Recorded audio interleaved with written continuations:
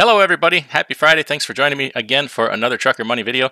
Fridays, we take a break from trucking, talk about personal finance, investing, money, business in general.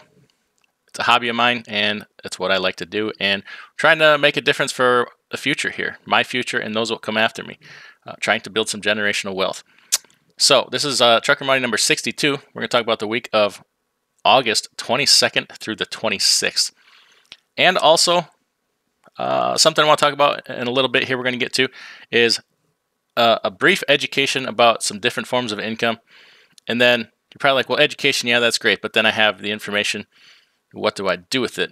Well, the first step is having the information and changing your mind. And you might learn something here today that might set off an alarm bell in your head. If you've been hesitant of participating in things like this, this might give you the little final nudge you need. But first, let's talk about any moves I made for this week. Kind of a slow week. We have some passive income here with the YouTube channel, some different things we promote there, and some rental real estate property. Didn't have any rent come in next week. Next week that should come in here. I usually set things up to come in for the first of the month. And then I have this passive income dividend portfolio that pays me every week of the year. This week we got two payments, one from Royal Bank of Canada, ticker symbol RY, and then Starbucks, ticker symbol SBUX. Starbucks may be on the way out of the portfolio. Really strongly considering that. But hey, we'll see here. I didn't buy anything new. I didn't make any new investments this week. Just, I don't know. Wasn't really feeling it this week, I guess, for no other reason than that. Did get two dividend increases this week. Toronto Dominion Bank raised their dividend 0.58%, so about 0.5%. Bumped them up to a current yield of 4.18%. And also Royal Bank of Canada did increase theirs 0.5% also. Brings them up to 4.21%. I like Canadian banks. I actually prefer Canadian banks over most U.S. banks. So I hold a position in both of those. Now, boy, real estate. Talked last week about considering picking up another rental property. You're starting to look into it. I think I'm gonna back burner that for a little bit, because I looked into some numbers and it appears that the real estate decline has begun. With a little caveat there, the bigger cities, it looks like real estate prices have come down. A lot of them between 2 and 4%. So that's just kind of a beginning to me. However, propping up home prices is a lack of inventory. It's kind of keeping home prices elevated a little bit. There's not enough, especially around here where I'm at, inventory is super low. A home goes for sale, it typically sells within, almost always within the first week. So there is not enough inventory, and that is artificially propping up and keeping home prices artificially high. We have rising interest rates. We have a lot of layoffs going on. So in a generally weakening economy, home prices are kind of being propped up. So I think it's going to take a little while for that to sort itself out.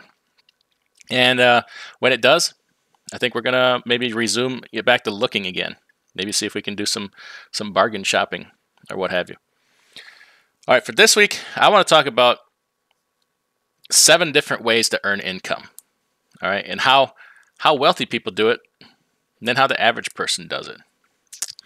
And there's basically 2 kinds of income, active and passive. A lot of these different sources can be considered either way, depending on how you do it. The average millionaire has 7 different sources of income. Now you might say, well, of course they do. They're a millionaire. They can afford it. They can do all these things. They can have the 7 different sources of income. Or is it that they are a millionaire because they have 7 different sources of income? That is actually more statistically true. That the broader diversification of sources of income is what brought them to be a millionaire, instead of vice versa, saying, well, they're rich, they can do that. No, that is how they got there. And little bits make a difference, little bits at a time. The main thing I want you to take away from this today, when I talked about education, the first way to earn income. That is how probably a large percentage of the United States population does it, and that is through earned income. All right, that would be you having a job, you going to the job, exchanging your time for money. You're earning that income through active participation in a job. Now that can be anywhere from somebody at a company that is a janitor and empties garbage cans, all the way up to the CEO who's working for wages. That is also an earned income. The one thing I want you to understand about this, as far as education-wise, and the thing that might change the way you think about it, earned income is often the most highest taxed income that there is. Let that sink in. So 90, whatever, 70, 80, 90% of the people in this country that their only source of income is earned income are being hit the hardest by taxes. Now think about that good and spend the day thinking about that. What you've been taught in school, study hard so you can work out to be a good college graduate, be a good employee for somebody. You've been taught all your life, study hard, work hard so you can get a good job at a good company. You've been trained to pay the highest tax rate that we have. The top marginal earners will be upwards of 40% in income tax that they're paying if your source of income is solely through earned income. It's tragic as far as I'm concerned. That's what we're taught. We're not taught anything different. We're not even told that that's a consequence of earning all your money through earned income, right? So after you understand that, well, okay, 6 more sources of income here. Let's talk a little bit about them and decide if there might be a better way to do this, or if we can do something to supplement that and change from that highest taxed source of income into something else. So earned income, number 1. Number 2 is profit. We all know about profit. Profit would be you buy something. Say you flip cars, right? You buy a car for $1,000, you flip it for $1,500, you make $500 profit, right? That is another source of income that a lot of people participate in. Now, you can do this on the personal level to where maybe you create things and sell them on eBay, right? Maybe you're a painting, maybe you sew, maybe you create widgets, whatever, you sell them on eBay or Amazon. You can take that all the way up to a business level and make a multi-million-dollar business out of profiting on items, right? And then anywhere in between there comes a different tax strategy. If you make a business out of it, you have all kinds of deductions, depreciation, et cetera, et cetera. You get some of that too as on the personal side. But there's a wide gap there of how you can scale that. The nice thing about, earned income versus these other 6, the other 6 are often more scalable sources of income relative to how much time you don't put into it or how you approach it. So number 2, profit. Number 3, rental income. That would probably be the second most participated in thing. For like employees, a lot of people that have a job on the side, they'll have rental properties and things like that. That is a lot of better tax advantage strategies there, right? More scalable. You buy more rental properties, you use one to pay for the other, right? Build a nice income source for yourself there. The next one would be interest. Interest is probably the easiest. I mean, you could go to a bank, you could buy CDs, you can buy bonds, you can put money in a savings account. A lot of people earn income that way, although it's not what it used to be. If you think back when our grandparents were our age, they could buy CDs for probably 8%, buy bonds, similar rates. Now you go to a bank and take out a CD, and you're lucky if you can get close to 1%. Most times you're a fraction of 1%.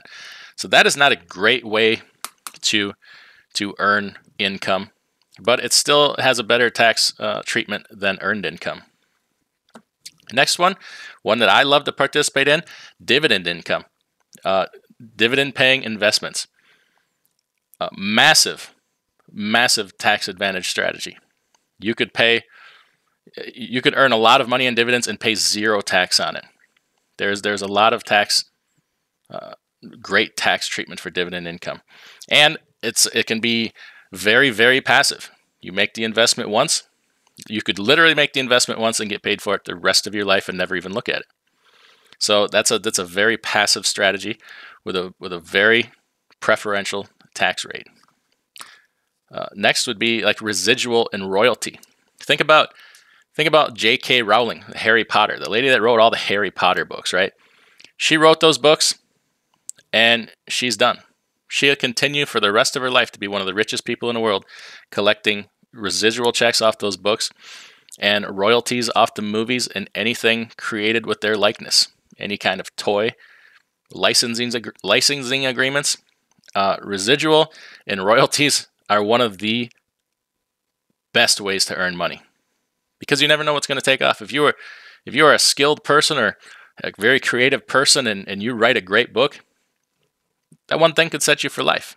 You can look at all the movies that become a cult classic. They might just be look at Sharknado, right? A low budget, ridiculous movie that has become a cult classic series, and whoever created that will continue to earn off it for the rest of their life with very little upfront investment, right? Last one is capital gains. Capital gains would be like when you buy, and this can be, let's say a rental property, right? And you buy it for one price and you flip it. There's more than one way to make money in real estate. Rental properties, you're more or less collecting off the rent. But real estate, you can also make money through capital gains. You buy a property for $100,000, you sell it for $150,000, and depending on how long you hold that property, you could pay very little taxes on that, between 15 and 20% typically of capital gains. And in a lot of cases, if you do exchanges and reinvest that money, you can pay no tax on that money. You just keep rolling it into a new one, and you're earning all that money tax-free. You're just not putting it in your pocket in cash, you're keeping it in equity. Rich people, wealthy people, the average millionaire does all these things. And like I said, this is what got them there. This is not what they do after they become a millionaire typically. An interesting book on the topic is The Millionaire Next Door by Dr. Thomas Stanley. And there's a follow-up called The Millionaire Mindset. They talk a lot about the average millionaire in this country, the very quiet ones, and what they do, their lifestyle, how they live their lives. But once you realize that earned income is, sad to say it, probably the worst way to earn money in this country, then you got to think about what you can do about it. As people like me and you, the truck drivers that are in the situation of, yeah, I'm away from home, this and that, we also typically earn a very better than average wage. There's always something you can do. There's a lot of people in this industry that are techies in the video games and can do a lot on the internet. Can you create an e-commerce site? Can you buy and sell online? Can you do something on Fiverr to do tasks for people for money? You all have the time. You have time getting loaded and unloaded, sitting in docks. 10-hour break every day. Learn about investments, stocks, bonds, all that kind of stuff. But we have to stop trading our time for money. Somebody said once, you will never be wealthy until you learn to earn money while you are sleeping. And boy, is that true. And you don't even have to earn a lot of money while you're sleeping. Just a little bit. They make a difference. You can earn a lot more. You don't have to earn as much money with these other sources of income because you're paying way less taxes on it. So just wanted to give that food for thought. Use that knowledge of earned income and taxes for motivation to go out and find a better way to do it. Because are you going to instantly make thousands of dollars a month? No.